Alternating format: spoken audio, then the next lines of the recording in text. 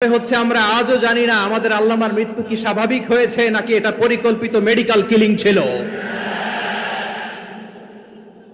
এটা যে পরিকল্পিত মেডিকেল কিলিং ছিল এটা ধারণা করার পেছনে অনেক কারণ আছে। তিনি আধিপত্যবাদের বিরুদ্ধে সোচ্চার ছিলেন, ফ্যাসিবাদের বিরুদ্ধে সোচ্চার ছিলেন, রাজনৈতিক প্রতিহিংসার শিকার ছিলেন। এজন্য এটা মেডিকেল কিলিং হতে পারে এ ধারণা আমরা করতেই পারি। আওয়াজ করে বলেন ঠিক কিনা? যে সময়টা আমরা কাটাচ্ছি এত সুন্দর সময় বাংলাদেশ আর পাবে না। আমাদের জন্মের পর থেকে এরকম চমৎকার সময় আমরা পাই নাই। এটাই আসল সময়।